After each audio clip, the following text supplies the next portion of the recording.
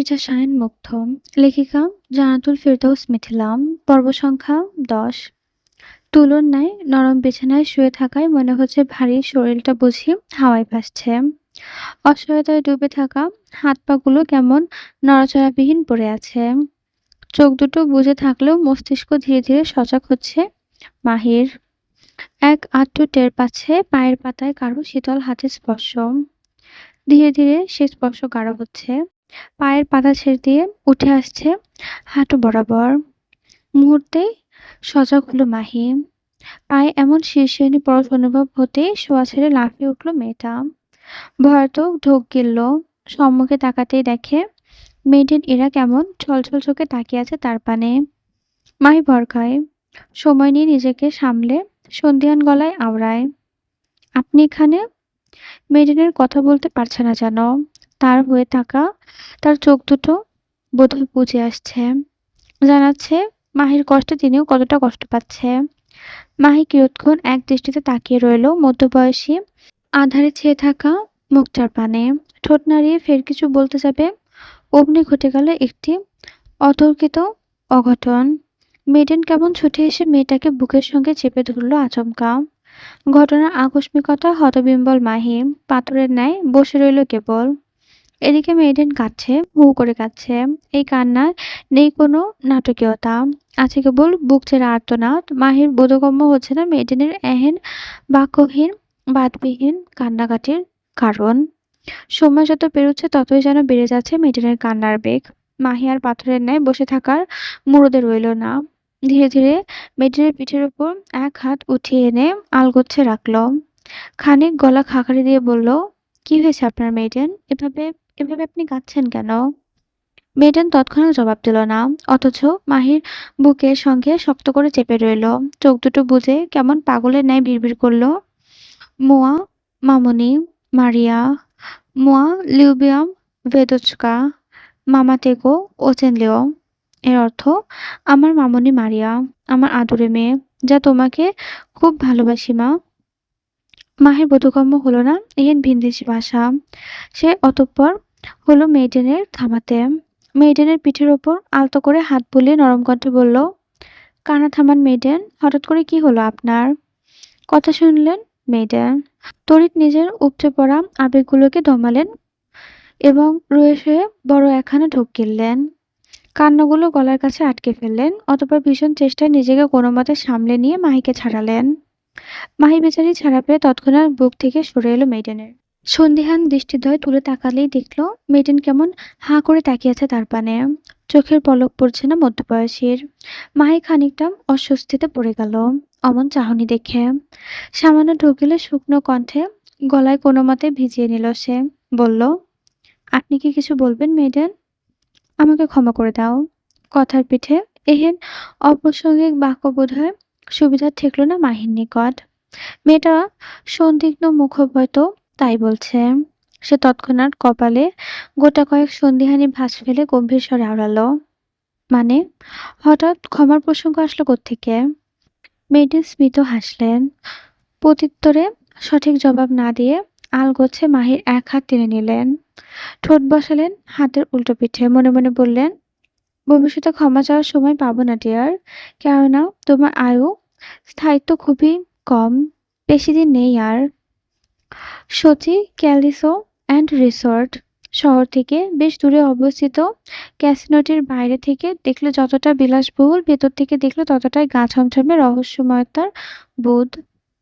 উক্ত ক্যাসিনোতে দিনের বেলায় বিভিন্ন ধরনের বেটিং কিংবা জুয়ার আসর বসলেও সন্ধ্যা হতে হতেই ক্যাসিনোর সম্মুখ দুয়ার বন্ধ হয়ে যায় সাধারণের জন্য।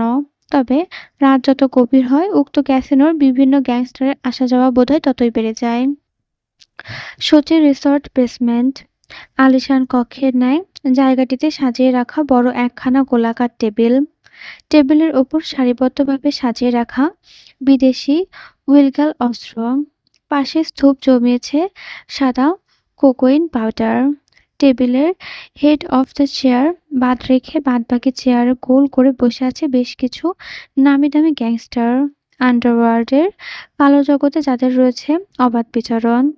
প্রত্যেকের চোখে মুখে অপেক্ষা পরিলক্ষিত, যেন সবাই বেশ আগ্রহ নিয়ে বসে আছে কারো আগমনের অপেক্ষায়।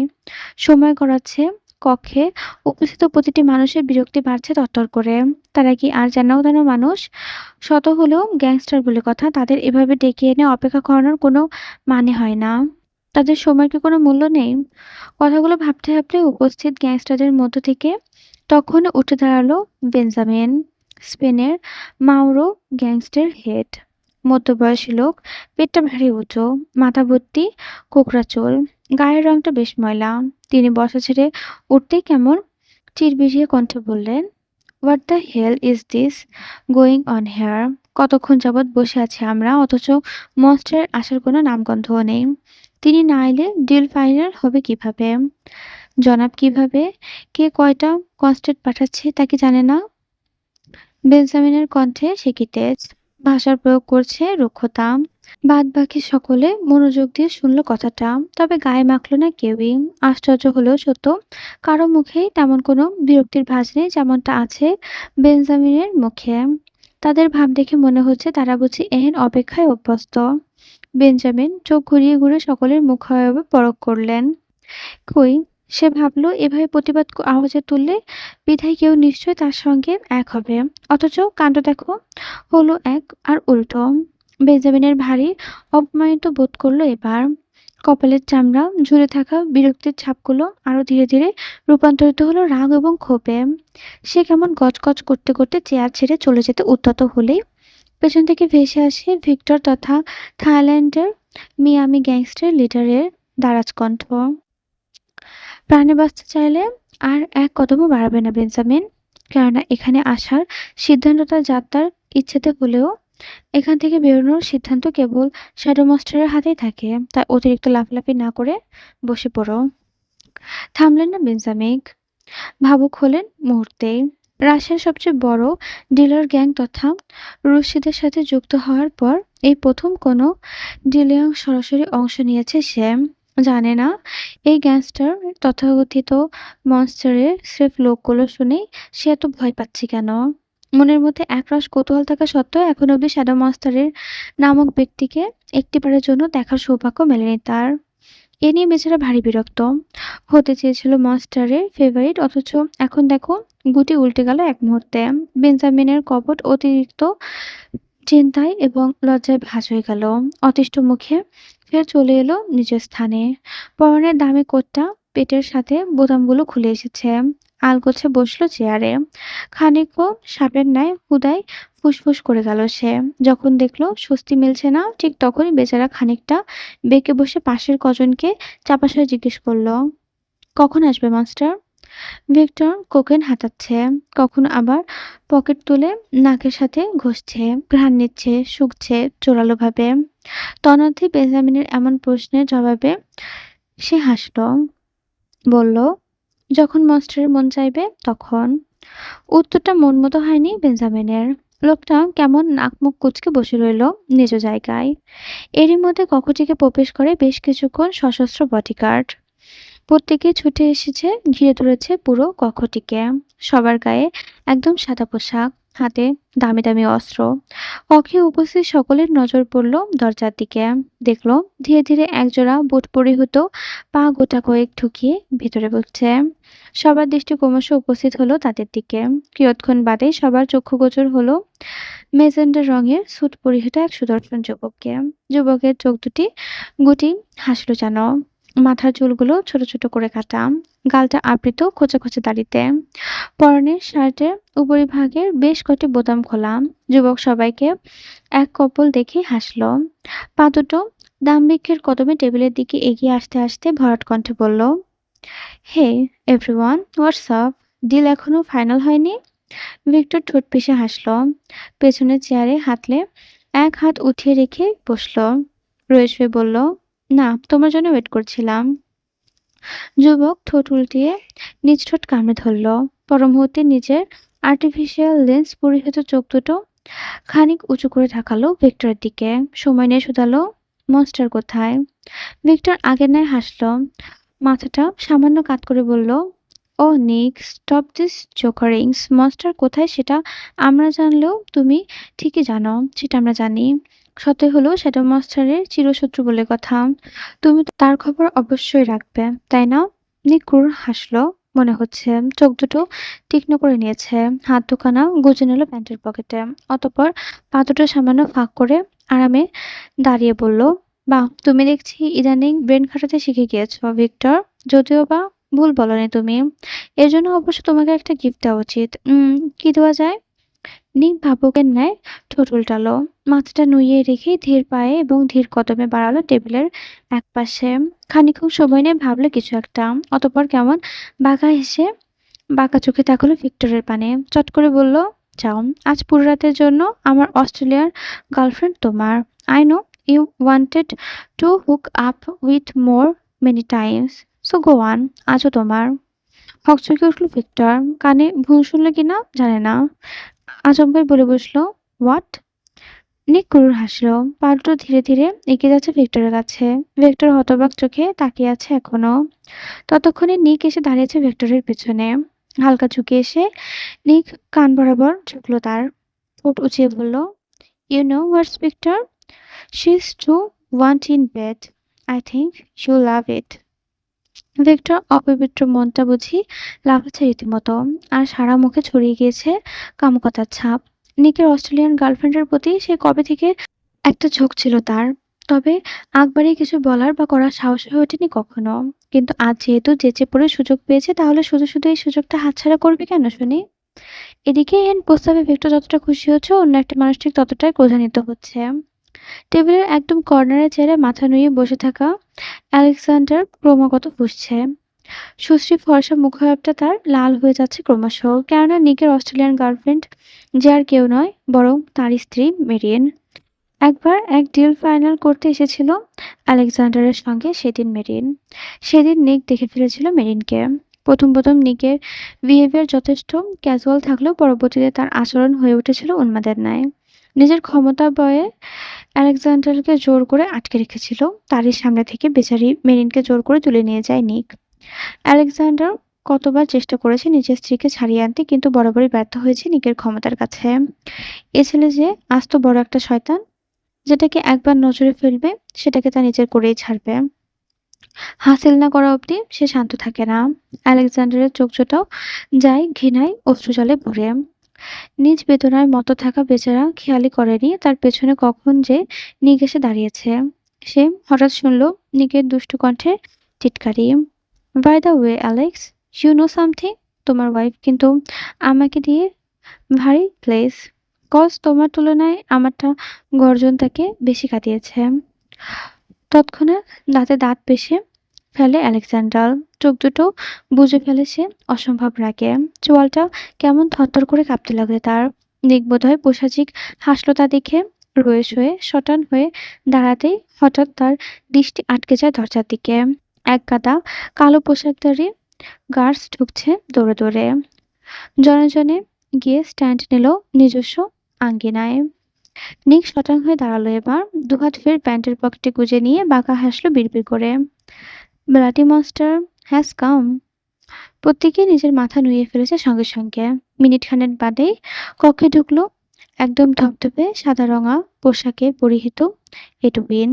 মাথায় গোলাকার টুপি, তবে তার টুপির দৈর্ঘ্য এত বেশি নয় যে গম্ভীর মুখের সম্মুখে পা বাড়াতেই হঠাৎ শুনল নিকের বাঁকা কণ্ঠ, বাহ, সাপ আসার আগে দেখি পিছু চলে এসেছে। এডুইন গম্ভীর পুরুষ, হুটহাট কথার জবাব দেওয়ার অভ্যাস তার নেই। সে নিজস্ব গম্ভীরতা বজায় রেখে ধীরে ধীরে হাত বাড়িয়ে মাথা থেকে টুপিটা নামিয়ে আনলো আলগোচ্ছে। অতঃপর নিকের পায়ে ঠান্ডা দৃষ্টিতে তাকিয়ে থেকে গম্ভীর কণ্ঠে শুধালো, এসব ছোটখাটো কাজের জন্য বিচ্ছুই যথেষ্ট, মিস্টার নিকোলাস। কারণ সাপ আসে কেবল ছোবল মারতে। নিক ছোট বাঁকায় শক্ত চোয়ালে সন্দিহান গলায় বলে, আচ্ছা, তাই নাকি? সার্কাজম করলে? গম্ভীর মুখভাব এডুইনের। বুঝি ঠোঁট দুটো পিষে হাসল সে। মুখভাব এক প্রকার রহস্যময় ভাবভঙ্গিতে ফুটে উঠল। প্রত্যুত্তরে বলল, ফ্যাক্ট করলাম। কথাটা মোটে পছন্দ হলো না নিকের। তা তার মুখভাবে স্পষ্ট ফুটে উঠছে। এদিকে এডুইন এহেন কাজে বেশ সন্তুষ্টে হাসি হাসল। তৎক্ষণাৎ মিটমিটে হেসেও ফেলল সে। এডুইন সেদিকে নজর দিল না। চুপচাপ গটগট করে এগিয়ে গেল হেড অফ দ্য চেয়ারের কাছে। ভীষণ শ্রদ্ধায় চেয়ারে না বসে চেয়ারের পাশে দাঁড়িয়ে রইল। নিকের এতে সমস্যা। সরু চোখে ঘাড় বাঁকিয়ে চেয়ে গমগমে গলায় বলল, সাপ যেহেতু তোমাকে তার জায়গায় পাঠিয়েছে তাহলে তার জায়গায় বসছো না কেন? এডুইন প্রত্যুত্তর করল না। সটানভাবে দাঁড়িয়ে বাঁ হাতটা পাশে বাড়িয়ে দিতে একজন গার্ড এগিয়ে এসে তার হাতে ল্যাপটপ ধরিয়ে দিলেন। এডুইন তক্ষুনি ল্যাপটপটা টেবিলের ওপর রেখে দক্ষ হাতে কিবোর্ড চাপলেন বেশ কিছুক্ষণ। অতঃপর মিনিটখানেক বাদে পেছনের বিশাল স্ক্রিনে দেখা গেল এক রহস্যময় মানব ওরফে দি শ্যাডো মাস্টারের অবয়ব। এডুইন প্রজেক্টরের সাথে ল্যাপটপটার স্ক্রিন কানেক্ট করে তক্ষুনি শটান হয়ে দাঁড়ালেন। বাদ বাকি সব গ্যাংস্টাররা মাথা নুইয়ে রেখেছে। সঙ্গে আছে নিকো। এমনিতে মহাশয় মুখে যতই ফটর করুক না কেন, মাস্টারের সামনে তার কোনো হেরফেরি চলে না। এদিকে এডুইনের পেছনের স্ক্রিনে জ্বলজ্বল করছে মাস্টারের অবয়ব। যুবক পায়ের ওপর পা তুলে ভীষণ আয়াসীভাবে রাজকীয় ভঙ্গিতে বসে আছে। তার একমাত্র প্রতীক মাস্টার সিগনেচার ব্রেসলেট স্টপ এবং স্পষ্ট দৃষ্টিগোচর হচ্ছে। যুবকের গায়ে বরাবর লাগিয়ে আছে একটি কোট, ওভারকোট, মাথায় গোলাকার টুপি। তার দেহে খানিকটা অংশ দেখা গেলেও মুখটা ঢেকে আছে অন্ধকারে। সে এবার নিজের ভারী কণ্ঠে বলল, নাচনি ডর্কি, বিট শুরু করো। কথাটা কর্ণগহ্বরে পৌঁছাতে শুরু হলো বিট। একে একে প্রত্যেক গ্যাংস্টার নিজস্ব সর্বোচ্চ দাম দিয়ে কিনে নিতে লাগলো অস্ত্রভর্তি কনস্ট্রাক্টগুলো। শ্যাডো মাস্টার আড়ালে থেকে প্রত্যেককে বুঝে যাচ্ছে নিজেদের কাজ। কে কোথায় কবে কিভাবে কন্ট্রাক্ট নিবে, আনবে কিছু বা সবকিছু কিভাবে কি করবে। সবার মনোযোগ কাজ দিয়ে থাকলেও একমাত্র নিকের মনোযোগ অন্যত্র।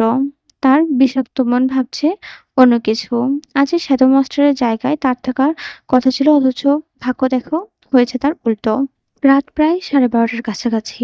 ঘুম নেই মাহির চোখে, অস্থিরতার বোধ হয়েছে তার শরীরটা। রাতের খাবারটা এখনো খায়নি মেয়েটা। কেন যেন ক্ষুধা নামক ইচ্ছেটুকু আপাতত নেই তার মধ্যে। মায়ের চুপচাপ পা গুটিয়ে বসে আছে জানালার পাশের কাউচের ওপর।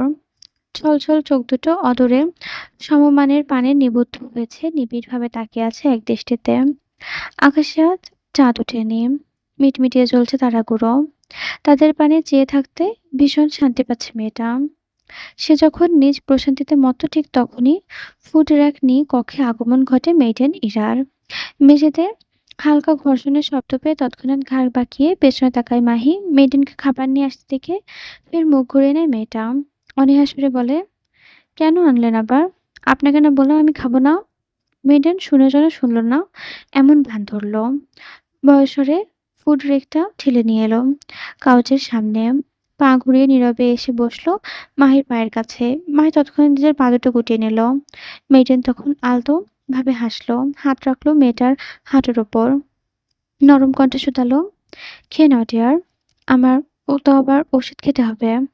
মাহি অনড় মুখ করে বলল, আপনার ওষুধ আপনি খাবেন, আমি তো আপনাকে ধরে রাখিনি মেডেন। মেডেন ঠোঁট উঠলালেন, মুখবন্দি কপট নাটকীয়তা এনে বললেন, বারে, খাবার না খেয়ে কিভাবে ওষুধ খাবো শুনি? হতবাক মাহি। খুব বেশিক্ষণ জড়সড় ভাব নিয়ে বসে থাকালো আর মেয়েটা তৎক্ষণাৎ নড়েচড়ে বসলো। মেডেনের পানে শান্ত চোখে তাকিয়ে নরম কণ্ঠে বলল, আপনি এখনো খাননি? দুধারে দুবার মাথা নাড়ল মেয়েটেন। অন্যত্র চোখ ঘুরিয়ে গলা একরাশ নমনীয়তা ঢেলে জবাব দিল, যেখানে আমার মেয়েটা এখনো না খেয়ে আছে সেখানে আমি কিভাবে খাই বলো তো মেয়ে? মাহি নরম মনে গেল। খুব সহজেই যে কাউকে বিশ্বাস করে ফেলা বড় একটা দোষ তার। আজও ঘটল তাই। মেইডেনের মায়া কান্না মেয়েটা ভুলে গেল সব। নিজের একরাশ অনীহা থাকা সত্ত্বেও কেবলমাত্র মেইডেনের কথা চিন্তা করে রাজি হয়ে গেল খাবার খেতে। মেরিন বুঝি এতেই রাজজয়ের আনন্দ পেল। তখনই সার্ভিং র্যাক থেকে দুটো প্লেট নিয়ে এলেন সামনে। ধীরে ধীরে নিজের পাতের এবং মাহির পাতে খাবার বেড়ে দিলেন একটু একটু করে। তারপর র্যাক থেকে এক বাটি বড়সড় চিংড়ির মালাইকারি তুলে দিল তিনি। খুব সযত্ন করে মাহির পাতের কোণে খানিকটা তরকারি দিয়ে দিল, বাটিটা সরিয়ে নিল। চাইলে মাহি কেমন জোর করে দেখিয়ে বলল, আপনিও নিন না, চিংড়ির মালাইকারিটা কিন্তু খুব স্বাদের। এহেন কথায় মেয়েটিন কেমন থতমত খেয়ে গেল মনে হচ্ছে। মানুষটার মুখভাব কাঁচুমাচু ভাব স্পষ্ট, যেন খাবারটা নিজ পাতে নিলেই কিছু একটা ঘটে যাবে তার সঙ্গে। মেয়েটিন প্রসঙ্গ ঘোরাতে কেমন একটা হাঁসফাঁস করে বলল, আর বলো না ডিয়ার, খেতে তো আমিও চাই, বাট আমার আবার চিংড়ি মাছে মারাত্মক অ্যালার্জি। মুখে নেওয়া মাত্রই নিঃশ্বাস আটকে আসে। তা ডাক্তার বারণ করছে চিংড়ি খেতে। সহজ সরল মাহি ধরে নিল কাহিনী সত্য। তাই সে আর জোর করল না মেয়েটিনকে। নিজে নিজেই পাতের কবজি ডুবিয়ে খেতে লাগলো আরাম করে। তবে তরকারি একটু মুখে নিতেই স্বাদে ভারী তারতম্য পেল মেয়েটা। শঙ্কিত মনে হলো। প্লেটটা নাকের কাছে নিয়ে এসে ঘ্রাণ শুকলো একবার। তার কেন যেন মনে হচ্ছে তরকারির স্বাদটা একটু ভিন্ন। এদিকে মেয়েটেন মাহির খাবার খেতে দেখে মগ্ন হলো। যাতে করে তাড়া দিতে লাগলো আরো। কি হলো, খাও। মাহির ভাত মাখাচ্ছে ধীরে ধীরে। মাথাটা নুইয়ে রেখে বলল, মাছটা কেমন যেন লাগছে। মেরিন হাসলো। ইতস্তত কণ্ঠে বলল, বিদেশি মাছ তো, আর আমিও ফার্স্ট টাইমে রান্না করেছি, তাই হয়তো কেমন একটা লাগছে তোমার কাছে। মায়ের মনটা কেমন খচখচ করছে। তবুও সৌজন্যতা রক্ষার্থে কোনোমতে খাবারটুকু খেলো মেয়েটা। আশ্চর্যের ব্যাপার হচ্ছে, প্রথম দু লোকমা নাক সিটকাতে সিটকাতে মুখে তুললো, বাকি অবশিষ্ট খাবারটুকু এক প্রকার গাপুসে গুপুসে করে গিলল মাহি। মেয়েটার চোখে মুখে এক অদ্ভুত পরিবর্তন দেখা যাচ্ছে ক্রমশ। তার চোখ মুখ দুটো নিভু নিভু হয়ে যাচ্ছে। ঠোঁটের কোণে নেশাগ্রস্তের ন্যায় ঝুলছে শূন্য হাসি।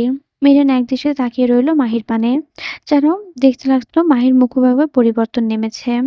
অমনি বাঁকা হাসলো তিনি, খানিকটা এগিয়ে গিয়ে চাপা স্বরে বলল, কেমন লাগছে ডিয়ার। নেশাগ্রস্ত দেখাচ্ছে মাহিকে। মেয়েটা তৃপ্তিতে ঢেকুর তুলে আয়েশ করে বলল, আমি উঠছি, এই দেখো। এতক্ষণে যেন স্বস্তি মিলল মেয়েটানের। বুঝে গেল ওষুধ কাজ করেছে। তিনি তৎক্ষণাৎ হাত থেকে খাবার প্লেটটা নামিয়ে রেখে এগুলো মাহির পানে দিল। মাহির কানের কাছে মুখ এনে এক নাগাড়ে বলতে লাগলো, তোমার আজ রাতে সিডির ঘরে যেতে হবে ডিয়ার। সিট তোমার জন্য ব্যথা পেয়েছে। এখন সেবা করার দায়িত্ব কার বলো তো। নেশাগ্রস্ত মাহি বাচ্চাদের ন্যায় ঠোঁট উল্টে সঙ্গে সঙ্গে জবাব দিল, আমার। মিটেন বাঁকা হাসলো। আলতো করে মাহির মাথায় হাত বুলালো। সিট তোমায় ভালোবাসে ডিয়ার। আর ভালোবাসার মানুষকে কষ্ট কমাতে নিজেকে উজাড় করতে হয়। তার সঙ্গী হতে হয়। তাই না? সে সুস্থ হবে আগের মতো তাহলে। তুমিও আজ সিটের কাছে নিজেকে উজাড় করে দেবে কেমন? বেচারা ভীষণ কষ্ট পাচ্ছে। চোখের পাতা দুটোতে ভর করেছে রাজ্যের সব ভার। মনটা জেগেছে অদ্ভুত অস্থিরতা। সম্পূর্ণ শরীর ঘামছে দরদর করে, মাথায় তীব্রতা জেগে উঠেছে মেয়েটার সুপ্ত অনুভূতিগুলো। মাই হাঁসফাঁস করছে অস্থিরতায়, ঠোঁট গোল করে নিঃশ্বাস ফেলছে ক্রমাগত। বুকের খাসটা লুকিয়ে তরঙ্গনায় বুঝি ম্যারাথনে নেমেছে মনে হচ্ছে। অক্ষিপটের সামনে সবটা কেমন ঝাপসা দেখাচ্ছে তার। মাথাটা দুলছে নেশার ভারে। মাহি তৎক্ষণাৎ দুহাতে নিজের মাথাটা চেপে ধরে মাতাল কণ্ঠে বলল, আমার এমন লাগছে কেন। সম্মুখে বসে থাকা মেয়েটির কেমন বাঁকা হাসলো দেখে। মেয়েটার এহেন বেকতিক অবস্থা দেখেও তার কেমন যেন উচাটন পরিলক্ষিত হচ্ছে না। উল্টো মুখভাবে তার লেপ্টে আছে এক এক রাস শ্লেষ্টাক্ত ভাবভঙ্গি। তিনি একে একে কাগজের ওপর থেকে খাবারের প্লেটগুলো ফের রেখে তুলে রাখছেন। আলমারি বিড়বিড় করলেন, this is gold drugs dear. তোমার শরীরে এখন অনেক কিছু চাইবে, স্পেশালি এ পার্টনার। কথাগুলো বলতে বলতেই ঠোঁট পিষে হাসলেন মেয়েটান। মাহির অমন দুরবস্থা সরু চোখে পরখ করলেন। পরক্ষণে মুখভাবে টানতে লাগলেন মিকি একটি মানসপে হাসি। খানিকটা নড়েচড়ে মাহি একদম নিকটে এসে বসলেন মধ্যবয়সী। এক হাতে আলতো করে মাহির কাঁধ থেকে চুলগুলো সরিয়ে দিয়ে বললেন, মাই ডিয়ার, সিট তোমার জন্য অপেক্ষা করছে। এই মুহূর্তে ওর তোমার সাথে থাকাটা ভীষণ প্রয়োজন। মাহির মস্তিষ্ক কাজ করা বন্ধ করে দিয়েছে ইতোমধ্যে। শারীরিক যন্ত্রণায় কুপকাত হয়ে তখনই মেয়েটেনের কথায় সায় জানালো। অস্থির বদনে দুলতে দুলতে কোনোমতে উঠে দাঁড়ালো, বলল, হ্যাঁ আমি যাব, এক্ষুনি যাব। কথা শেষ করার সাধ হয়নি মাহির। টলতে টলতে কদম ফেলল সে। উদ্ভ্রান্তের ন্যায় হাঁটা ধরল দরজার দিকে। তবে খুব একটা এগোতে পারেনি মেয়েটা। তার আগেই পেছন থেকে টান পড়ল কবজি বরাবর। মাহি থমকালো, ঘাড় বাঁকিয়ে তাকালো পেছনে। মেয়েটার এমন হুটহাট বাধা দেওয়ায় মেয়েটা বুঝি বড্ড বিরক্ত হলো। সে কেমন ব্রুকুচকে অস্থির কণ্ঠে বলল, কেন আটকালে আমায়, হাত ছাড়ো, আমি সিটের কাছে যাব।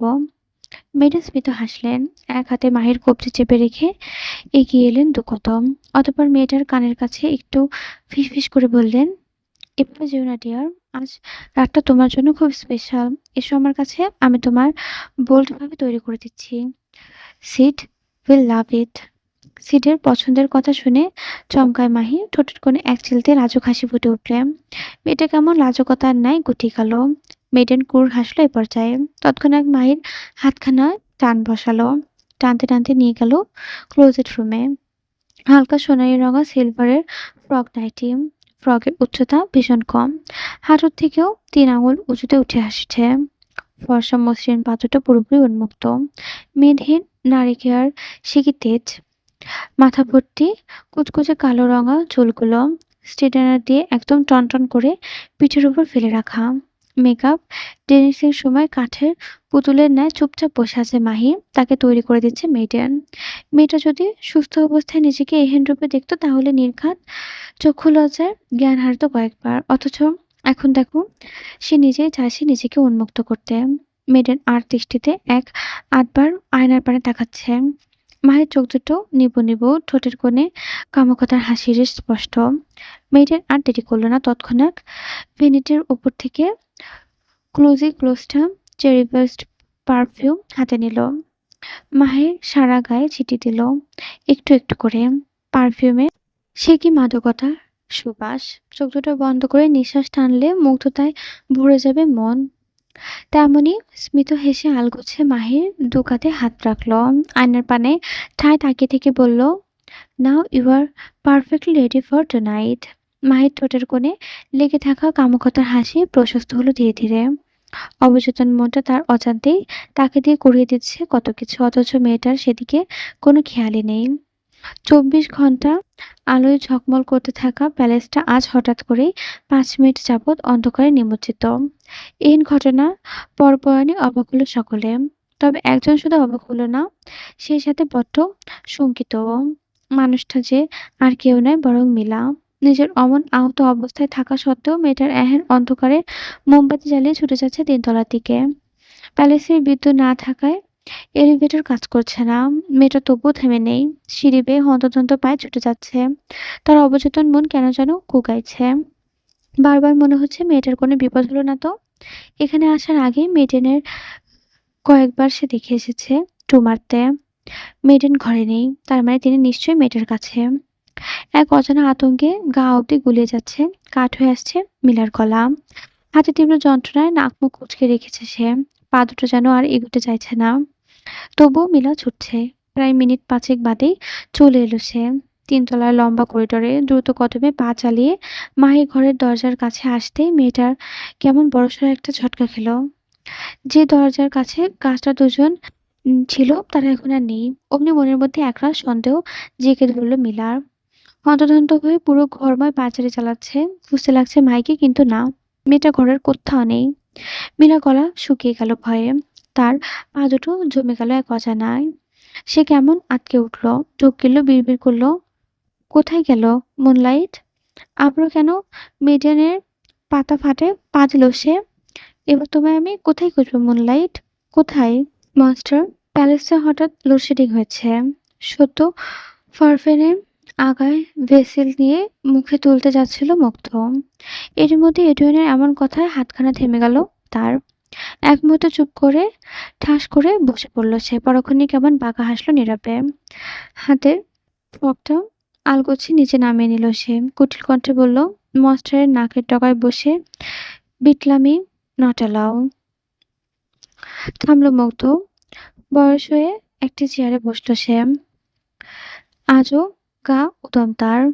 মাথায় লম্বা চুলগুলো ভেজা। বোধহয় সদ্য গোসল সেরে বেরিয়েছে সে। তবে খাওয়ার হলো না তার।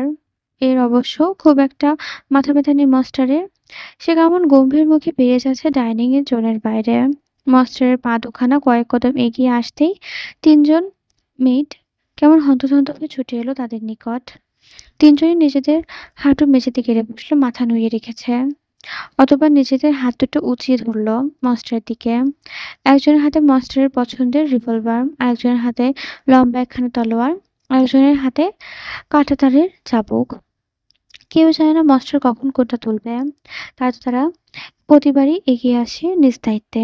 আজও এলো। অন্যদিকে আরো 2জন মেইড এসে দাঁড়িয়ে আছে মস্টারের কাছে। একজনের হাতে হাঙ্গার, তাতে ঝুলছে মস্টারের কালো রং করা ওভারকোট, আরেকজনের হাতে ইস্ত্রি করা শার্ট। মনস্টার গম্ভীর মুখে হাত বাড়িয়ে কালো রঙা ওভারকোটটা গায়ে জড়িয়ে নিল। পরক্ষণেই মুখে হাঁটু গেড়ে বসে থাকা মেয়েদের গুলোর দিকে তাকালো, তলোয়ার এবং রিভলভারটা তুলে নিল।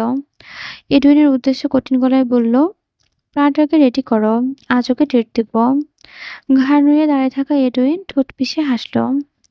প্রতিপত্তায় মাথা নাড়িয়ে কেবল বলল, ওকে মাস্টার, তাই হবে। এক হাতে লণ্ঠন, অন্য হাতে রাইফেল, মুখোভাবে একরাশ ভয়ভীতি নিয়ে হাঁটছে মাইকেল, প্যালেসের সার্কিস হাউসের প্রধান। মানুষটা মাত্রই ফিরছে মার্কিন হাউস থেকে। আশ্চর্যের ব্যাপার হচ্ছে, কে যেন অতি সূক্ষ্মভাবে সার্কিট পয়েন্টের প্রতিটি তার কেটে দিয়েছে, এমনকি সিসিটিভি ক্যামেরাগুলোকে অফ করে রাখা হয়েছে। মাইকেল ভয় ততস্থ, মনস্টার যদি তাকে এসবে দায়ী বলে মনে করে তখন তখন কিভাবে রক্ষা করবে সে নিজেকে? এক আকাশসম দুশ্চিন্তায় কুপোকাত মাইকেল। অস্থির হয়ে কদম বাড়াচ্ছে প্যালেসের পেছনের দিকে। তবে হঠাৎ করে কারো উপস্থিতি বোধহয় টের পেল তিনি। তৎক্ষণাৎ পায়ের গতি থমকে গেল মাইকেলের। কান খাড়া করে শুনতে লাগলো। শুকনো পাতায় মরমর শব্দ তুলে কারো কদমের পরিলক্ষিত হচ্ছে। মাইকেল সঙ্গে সঙ্গে সটান হয়ে গেল। হাতের রাইফেলগুলো ঠিকঠাক করে নিল, চেপে ধরল, লণ্ঠন উঁচিয়ে ধরল। আর ঠিক তখনই সম্মুখে হলো এক অতি পরিচিত মুখ, যাকে দেখা মাত্রই মাইকেলের চোখ উঠে গেল কপালে। হতবাকতা লেপ্টে গেল পুরো মুখভাবে। ঠোঁট ফাঁক করে কেবল বেরিয়ে এলো একটি শব্দ, তুমি? প্যারিসের দোতলার একদম কর্নারের কক্ষটি সিটে। গোলাকার করিডর দিয়ে পা গুনে গুনে এগোচ্ছে মেয়েটেন। এক হাতে চেপে রেখেছে মাহি ডান হাতের কবজি, বারবার এদিক সেদিক ঘাড় বাঁকিয়ে দেখছে চারপাশটা। এমন না যে তার ভয় লাগছে না, বরং ভীষণ ভয় লাগছে তার। ও এও জানে মনস্টার যদি কোনো অক্ষরে এসবের ব্যাপারে টের পায় তাহলে এর পরিণাম ঠিক কতটা ভয়ানক হতে পারে। এত কিছু জানা সত্ত্বেও মেয়েটেনের মনে বল প্রচুর। কি সুন্দর মেয়েটাকে নিয়ে যাচ্ছে সিটের ঘরের দিকে। এদিকে মাহি কেমন নাগেশ্বরে কাচ্ছে। হুট করে মেয়েটা অবাক হলো। সে কি করছে এখানে? সে জানে না। বরাবরই মেয়েটার হাত ছাড়াতে চাইছে এবারটা। যাবো না কোথাও, আমি ঘুমাবো, ছাড়ুন। একে তো অন্ধকার, তারপর আবার এমন কাজকর্ম। চারপাশে কেমন নিস্তব্ধতা ছেড়ে আছে। তন্মধ্যে মাহির এমন নাকে কান্না যদি কেউ শুনে ফেলে তাহলে তো কিছুই আর হওয়ার থাকবে না, কেলেঙ্কারি ঘটে যাবে। মেয়েটা তখনই এক হাতে মাহির মুখটা চেপে ধরল, চাপা স্বরে বলল, হুস, আর একটু। মাহি কিছু বুঝতে চাইছে না। ঠোঁট কামড়ে বেকুবের ন্যায় হাসলো কেবল। মেয়েটেন মনে মনে দীর্ঘশ্বাস ফেললেন, তবুও দু কদম বাড়িয়ে আসলেন, নিঃশব্দে দাঁড়ালেন সিটের ঘরের সামনে। হাত দিলেন আলগোচ্ছে কাঠের বাড়ি দরজাটার উপর, ঠেলে দিলেন। দরজাটা খোলাই আছে। এতক্ষণে বোধহয় খানিকটা প্রসন্ন হলেন মেয়েটেন। ঘাড় বাঁকিয়ে দুলতে থাকা মাহিকে সতর্ক করে বলল, যাও, এই ঘরে শুয়ে আছে সিট। শোনো টিয়ার, সিট যতই না করুক না কেন, তুমি কিন্তু ওর কোনো বারণ শুনবে না, কেমন? দরকার পড়লে জোর করে নিজেকে উজাড় করে দিবে ওর কাছে, বুঝলে? মাহি কামুক চাহনির তেজ বাড়ল। সে কেবল ঠোঁট কামড়ে হাসলো একটুখানি। মেয়েটেনের যা বোঝার বুঝে গেলেন। তিনি কেমন বাঁকা হেসে আলগোছে মেয়েটাকে ঠেলে দিলেন দরজার ভেতর। মাহি ক্ষুদ্র দেহটা ঘরে ঢুকে পড়ল, চুপচাপ দরজায় লাগিয়ে দিল বাইরে থেকে। তারপর কেমন ক্রূর হেসে বলল, ভাগ একজনের হলেও ভোগ সবাই করবে, সেটা তার ইচ্ছেই হোক কিংবা অনিচ্ছেই। বিশালাকার অন্ধকার ঘর, অদূরে বিছানায় শুয়ে আছে সিট। বেডসাইড টেবিলে দাঁড় করিয়ে রাখা মোমবাতির স্ট্যান্ড, সেটাই জ্বলজ্বল করছে বেশ কিছু মোমবাতি। বেচারা বুকের ওপর মোটা আকারের ব্যান্ডেজ বেঁধিয়ে দিয়েছে। ব্যান্ডেজের গায়ে এখনো কোথাও কোথাও লেপ্টে আছে তাজা লৌহ। সিটের জ্ঞান আছে না নেই জানে না। বেচারা তেমন নড়াচড়া দেখাচ্ছে না। এদিকে মাহি কেমন কামক চাহনিতে তাকিয়ে আছে, তার নিঃশব্দ কদম ধীরে ধীরে এগোচ্ছে। তার গা থেকে ভেসে আসা মেয়েলি তীব্র সুবাস নাকে ঠেকতেই ঘুম হালকা হয়ে আসে সিটের। কপালে গোটা কয়েক ভাঁজ পড়ে যায় তার। চোখ মুখ খুলে সামনে তাকাতেই প্রথম দর্শনে সবটা কেমন ঝাপসা দেখায় বেচারার। ঝাপসা দৃষ্টিতে দেখতে লাগলো চারিপাশ। সামনে থেকে এগিয়ে আসে একজন নারী। গায়ে বোধহয় সিল্কের কাপড় চোপড়, কেননা মোমবাতির হলদেটে আলোয় তারা কেমন চিকচিক করছে। মেয়েটা ঠিক যতটা এগোচ্ছে তার গা কেমন তীব্র মাদকীয়তার সুবাস ততটা ছড়িয়ে দিচ্ছে। সিট এবার তৎক্ষণাৎ তাকালো, মেয়েটাকে দেখলো। তবে ঝাপসা চাহনিতে তার কিছুই বোধগম্য হচ্ছে না। সে এবার মুখ তুলল, কে তুমি? মাই কামুক হাসলো ধীরে ধীরে। এক হাত আলতো করে গায়ের ওপর জড়িয়ে রাখা আলগা ওভারকোটটা খট করে খুলতে বলল, "তোমার প্রেয়সী।" তৎক্ষণাৎ কান দুটো বুঝি ঝাঁঝা করে উঠল সিটের। এই কণ্ঠ! হ্যাঁ, এই কণ্ঠ তো সে চেনে। এটা তো মাহির কণ্ঠ। কিন্তু এত রাতে ওর ঘরে কেন এসেছে মেয়েটা? সিট তখনই শোয়া ছেড়ে উঠে বসল। তবে বুকের তীব্রতায় সেই প্রয়াস তার ব্যর্থ হলো। পারল না উঠতে। ঠোঁটের ফাঁক গলে অস্ফুট স্বরে মৃদু গোঙানি বেরিয়ে এলো। মাহি তা টের পেতে অস্থির হলো। তৎক্ষণাৎ এগিয়ে এসে সিটের হাতখানা ঘুরতে গেলেই সিট এক ঝটকায় তাকে সরিয়ে দিল। ঘটনার আকস্মিকতায় কয়েক কদম পিছিয়ে গেল মাহি। এদিকে সিট নিজের নজর লুকাচ্ছে, মেয়েটার দিকে তাকাতে পারছে না সে। কারণ সে জানে তাকানো মানেই মৃত্যু। সে তো খুব ভালো করে জানে এটা। সে কেমন চোখ মুখ কুঁচকে বলল, "এত রাতে আমার ঘরে কেন এলে তুমি? তুমি কি জানো তোমার এই নিছক দুঃসাহসের জন্য তোমার মৃত্যু হতে পারে?" মায়া অদ্ভুতভাবে হাসল। কাঁধের এক পাশ থেকে ক্লোজের একাংশ আলতো করে খুলে দিয়ে কামুক কণ্ঠে বলল, "I need you, Sid, today. I badly need you." হতবাক সিড। নিজের কান দুটোকে যেন বিশ্বাস করতে পারছে না বেচারা। এ কেমন কণ্ঠ শুনছে সে? এই মেয়ে সামান্য ওর হাত টপে ধরতে চায়নি, আর সে কিনা আজ এত রাতে এসব করতে চাইছে। এটা কি সম্ভব? সিড আর ভাবতে পারল না। পরক্ষণে কেমন ব্যাকুল কণ্ঠে মাহিকে অনুনয় করে বলল, "চলে যাও মেয়ে, দয়া করে আমায় একা ছেড়ে দাও।" মাহি আজ নজর দিল না। বাক্যহারা হলো। কদম বাড়িয়ে দিল। আস্তে আস্তে বলল, "কোথাও যাব না আমি। আজ তোমায় সম্পূর্ণ রাত আমার করে রাখবো। প্লিজ কাছে এসো। I need you." গলা শুকিয়ে যাচ্ছে সিটের। মাহির অমন সোজাসাপটা আহ্বান না চাইতেও মুখ ফেরানো যাচ্ছে না তার। এদিকে খুব একটা কষ্ট না থাকলেও সিটের চিন্তা অন্যত্র। মাথায় একরাশ দুশ্চিন্তা বোঝা নিয়ে ছেলেটা কেমন আর্তনাদ করে বলল, "আহা, কি করছো তুমি, সানবার্ড? এত রাতে কেন আসতে গেলে আমার ঘরে? প্লিজ চলে যাও। আমার নিজেকে সামলাতে কষ্ট হচ্ছে।" ক্ষত বুকটা প্রবলভাবে হাত চেপে রেখেছে সিট। ফের শোয়া ছেড়ে উঠতে চাইছিল কোনোমতে। চোখ দুটো নুইয়ে রাখা তার। বিছানার শেষ প্রান্তে গা ঘেঁষে ঠায় দাঁড়িয়ে আছে মাহি। মেয়েটার চোখে মুখে আচ্ছন্ন ভাব স্পষ্ট।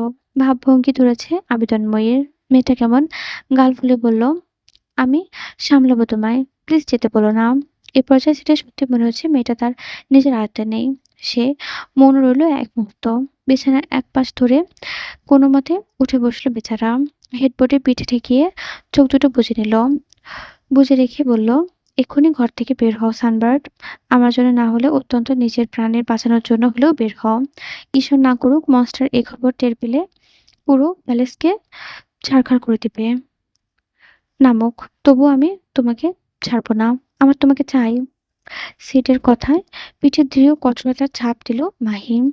সিট বেচারা আশ্চর্য বনে গেল। মেয়েটাকে দেখে তো এমন অস্বাভাবিক মনে হচ্ছে কেন? তাহলে আছে এমন করছে কেন? কেন সিরিয়াস করতে চাইছে সিটকে? সিটের বুক কাঁপছে ভয়ে, অজানা আতঙ্কে। মেয়েটাকে ধীরে ধীরে তার পায়ের নিকট এগিয়ে আসতে দেখে সিট। সিট তৎক্ষণাৎ নিজের মুখ ঘোরায় অন্যত্র। ভয়ানক ঢোক গেলে যে না কিছু বলতে যাবে অমনি টের পেল তার পায়ের ওপর একখানা নরম তুলতুলে হাতের ছোঁয়া। সিটের শরীর ঝাড়ি দিয়ে উঠল তৎক্ষণাৎ। বেচারা এক ঝটকায় পা দুটো সরিয়ে ফেলে অন্যত্র। গমগমে স্বরে বলে, "পাগল হয়ে গেছো তুমি সানবার্ড? এসব কি করছো? তোমার খেয়াল আছে?" এক হাতে ভারী মোটা তরোয়ার, আরেক হাতে মধ্যমা এবং তর্জনীর ভাঁজে জ্বলন্ত সিগারেট। মাঝে মধ্যে জনাব হাত উঁচিয়ে এক দুইটা টান বসাচ্ছে সিগারেটের শেষ ভাগে। গায়ে জড়ানো কেবলমাত্র লম্বা ওভারকোট। সামনের সবগুলো বোতাম হাঁ করে খুলে রাখা। ফলস্বরূপ যুবকের বেশি ভুল ইস্পাতের দেহটি স্পষ্ট দেখা যাচ্ছে। মাথা ভেজা চুলগুলো পেছন দিকে টেনে দেওয়া।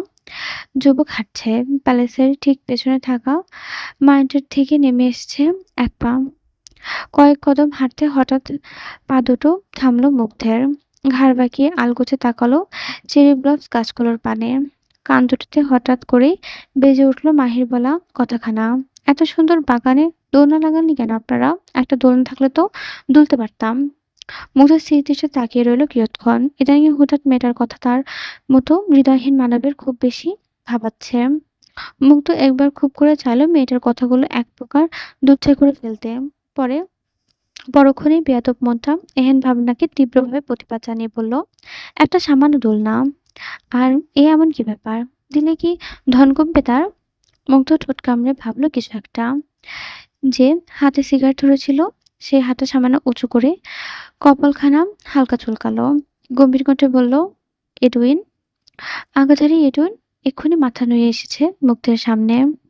কণ্ঠ একরাশ আবেদনতা নিয়ে বলল, জি মাস্টার, হুকুম করুন। সকাল হবার আগে গার্ডেনে দোলনার ব্যবস্থা করবি। প্রতিটা গাছের নিচে একটা করে দোলনা লাগাবি। Got it? ভরকায় এডুইন কানে ভুল শুনল কিনা যাচাই করতে তখনই ডান হাতের তর্জনী ঢুকলো কানের ছিদ্রপথে। কিয়ৎক্ষণ কানটা সামান্য ঝাঁকিয়ে স্থির করলো, দ্বিতীয়বার বলল, কি? তখনই ঘাড় বাঁকিয়ে তাকালো কটমট দৃষ্টিতে মুগ্ধ। সঙ্গে সঙ্গে ঘাড় নুয়ে ফেলে এডুইন। এ বাবা, কিভাবে তাকাবে সে মাস্টারের চোখের দিকে? পরক্ষণে এক্ষুনি কাঁচা চিবিয়ে খেবে তাকে। এডুইন কেমন কঠস্থ হয়ে গেল, শুকনো ঢোক গিলল। মনে মনে বাইবেলের কয়েকটি বাণী আওড়াতে লাগলো। সকাল হওয়ার আগে প্রতিটা গাছের নিচে স্ট্যান্ড তোল না, না এলে সকাল হওয়ার সাথে সাথে তোর মাথাটা সাইরিকের পেটে পুঁতে দেব। Mind it. হকচকা এডুইন। সাইরিকের কথা শুনতে গা গুলে উঠল তার। সামনে থেকে মশরা চলে যেতে বেচারা তৎক্ষণাৎ নিজের গালে সপেটে বসালো এক চড়। যেই টের পেল ব্যথা হচ্ছে অমনি বেচারা কেমন হতভম্বিনায় বিড়বিড় করলো, এটা তাহলে স্বপ্ন না, মশরা সত্যি সত্যি দোলনা লাগাতে বলল। মেজাজ চড়ছে মুগ্ধের। গটগটিয়ে বাগান ছেড়ে সম্মুখে পা বাড়াতে হঠাৎ করেই বুকটা কেমন মোচড় দিয়ে উঠল নির্দয় মানবের। মুগ্ধ থমকালো, হতবাক হয়ে গেল নিজের এহেন অদ্ভুত অনুভূতিতে। কই, আগে তো কখনো এমনটা হয়নি তার সাথে। তবে আজ কেন বুক মোচড়াচ্ছে তার? মুগ্ধ আনমনে জিভ দিয়ে নিজের শুষ্ক অধৈর্যটা ভিজিয়ে নিল। চিয়ারত অভ্যাসের বশত ঘাড়টা গোলাকার ঘুরিয়ে ফুটিয়ে নিল। দৃষ্টি থামল তার প্যালেসের দোতলার কর্নারের কক্ষে, যেটা আপাতত সিট থাকে। সে কক্ষে জানালার গায়ে জড়িয়ে রাখা সফেদ পর্দাটা মোমবাতির আলোয় স্পষ্ট জ্বলছে। দেখা যাচ্ছে দুটো মানবকে। একটা না হয় সিট, তবে অন্যটাকে? মুগ্ধ দৃষ্টি তীক্ষ্ণ হলো। এক মুহূর্তে যেন সে যেতেই দেখলো অপরটি ছায়াটি একটি নারীর। দুটো মানবের ছায়াগুলো ভারী আপত্তিকর অবস্থায় আছে। মুগ্ধের তখন কি হলো কে জানে, তার মনটাও কেমন হুট করে আশঙ্কিত হলো এক অজানা কারণে। সে তক্ষুনি কঠিন মুখভাবে ছুট লাগলো প্যালেসের দিকে। পেছন পেছন ধীর কদমে এগিয়ে আসতে থাকা এটুইন ভরকালো মাস্টারের অমন ছুটে যাওয়া দেখে। অতঃপর কোনরূপ কাল বিলম্ব না করে সেও ছুট লাগলো মাস্টারের পিছু পিছু। হতদন্ত পায়ে ছুটছে মুগ্ধ। সে যেন বিরাট মাপে একজন দৌলার। এডুইন পিছু পিছু দৌড়েও তাল মেলাতে পারছে না মাস্টারের সাথে। স্বাভাবিক মানুষ দৌড়ে দৌড়ে এত বড় সিঁড়ি বাইতে যেখানে সময় লাগবে সেখানে ৪-৫ মিনিটে পৌঁছে গেল মুগ্ধ। এডুইন যেখানে হাঁপাচ্ছে, জান বের হয়ে যাচ্ছে তার, সেখানে মাস্টার প্রথমে থেমে কেবল ছুটে যাচ্ছে। প্রায় মিনিট ৫-এর মধ্যে মুগ্ধ চলে আসে প্যালেসের দোতলায়। অতি দ্রুত দৌড়ানোর ফলে মার্বেলের মেঝেতে পা দুটো সিল্ক কাটতে গিয়েও কাটল না যেন। মুগ্ধ বেশ দক্ষতার সাথে নিজেকে সামলে নিল। অতঃপর সিটের ঘরের কাছে এসে সে এক মুহূর্তের জন্য দাঁড়ালো না। তখনই ঘরের দরজা ঠেলে গিয়ে টের পেল ঘরের দরজাটা লাগানো। মুগ্ধ জল শক্ত হলো এ পর্যায়ে। শক্তিশালী পুরুষ এক কদম পিছিয়ে গিয়ে দরজার বুকে আচমকা বসলো এক লাথি। মুহূর্তেই খুলে গেল দরজাটা। মুগ্ধ তৌদিত হয়ে ঘরে ঢুকলো। ভেতরে ঢুকতে যা দেখলো তাতে মুহূর্তের জন্য স্থির হয়ে গেল মাস্টার। অদূরে বিছানায় চিত হয়ে শুয়ে আছে সিট। তার মুখমণ্ডল ঢেকে আছে মেয়েটার চুলের আঁচলায়। মেয়েটার কোমর উপড়ে হয়ে আছে সিটের উপর। দেখে মনে হচ্ছে দুজন বুঝি কিস করছে একে অপরকে। এদিকে হুট করে এমন বিকট শব্দে দরজা খুলে যাওয়ায় হকচকায় সিট। তবে সঙ্গে সঙ্গে ছোঁয়া ছেড়ে উঠতে পারছে না বেচারা। পিঠে ব্যথা পেয়েছে কিছুক্ষণ আগেই। মেয়েটাকে বুঝিয়ে সুঝিয়ে ঘর থেকে বের করতে গিয়েই ঘটেছে দুর্ঘটনা। মাতাল মাহি এসব উদ্ভট কাপড় পরে সামলাতে না পেরে হোঁচট খেয়ে উল্টে পড়েছে তার উপর। মাত্রই বিছানায় ধপ করে পড়ে যেতেই কে যেন ঢুকলো ঘরে। সিট বহু কষ্টে এক হাতে মাহিকে নিজের উপর থেকে সরালো। মেয়েটাকে পাশে ঘোরাতেই তার মুখের সামনে সৃষ্টি পড়লো মুগ্ধের মুখটা। মুহূর্তে কোথাও যেন বাজ পড়ল মনে হলো। যুবকের চোখ দুটো হয়েছে বিস্ফোরিত। তৎক্ষণাৎ মুখভাবে নামলো অমূল পরিবর্তন। মাস্টার ফিরল নিজের চিরত হিংস্র রূপে। বাদামের চোখ দুটো ক্রমশ লাল হচ্ছে। হাত দুটো হয়েছে মুষ্টিবদ্ধ। কপাল এবং ঘাড়ের রগগুলো ফুলে ফেঁপে উঠেছে তার। মোটা হয়ে গেছে ইতোমধ্যে। দৃঢ় চোয়ালখানা কাঁপছে তার রাগে। সিট একজন দেখলো সেখানে। বেচারা শরীর কাঁপছে ভয়ে। সে মাথা নুয়ে রেখেছে। কেমন আমতা আমতা করে বলল, মাস্টার, না মানে আমি কিছু, মাস্টার। কথা গলে যাচ্ছে সিটের। এরই মধ্যে তার পানে আকুল দৃষ্টি নিক্ষেপ করলো মুগ্ধ। তৎক্ষণাৎ নজর যায় সিট। ভয়ে কাঁদতে কাঁদতে দুহাত জোর করে যে না কিছু বলতে যাবে অমনি বেচারা শিকার হলো মনস্টারের অতর্কিত আক্রমণের।